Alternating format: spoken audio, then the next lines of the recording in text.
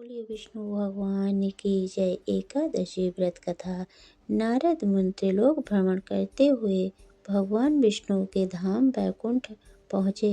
वहां पहुंचकर उन्होंने वैकुंठपति को प्रणाम करके उनसे अपनी जिज्ञासा व्यक्त करते हुए प्रश्न किया कि प्रभु, षठतिला एकादशी की क्या कथा है और इस एकादशी को करने से कौन सा पुण्य मिलता है।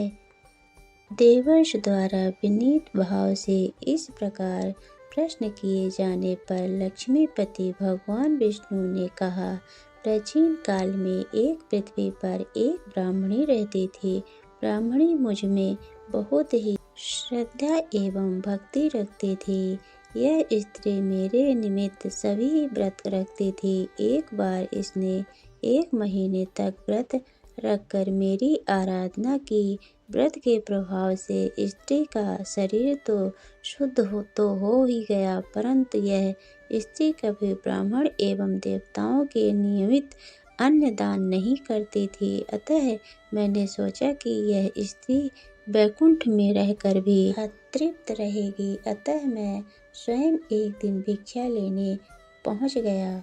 स्त्री से जब मैंने भिक्षा की याचना की, तब उसने एक मिट्टी का पिंड उठाकर मेरे हाथों पर रख दिया। मैं वह पिंड लेकर अपने धाम लौट आया। कुछ दिनों पश्चात वह स्त्री भी देह त्याग कर मेरे लोक में आ गई। यह उसे एक कुटिया और आम का पेड़ मिला। खाली कुटिया को देखकर वह स्त्री घबरा कर मेरे समीप आई और बोली कि मैं तो धर्मपरायण हूँ, फिर मुझे खाली कुटिया क्यों मिली है। तब मैंने उसे बताया कि यह अन्न दान नहीं करने तथा मुझे मिट्टी का पिंड देने से हुआ है। मैंने फिर उस स्त्री से बताया कि जब देव कन्याएं आपसे मिलने आए, तब आप अपना द्वार तभी खोलना जब वे आपको षठतिला एकादशी के व्रत का विधान बताएं। स्त्री ने ऐसा ही किया और जिन विधियों को देव कन्याओं ने कहा था, उस विधि से ब्राह्मणी ने षठतिला एकादशी का व्रत किया। व्रत के प्रभाव से उसकी कुटिया अन्न धन से भर गई।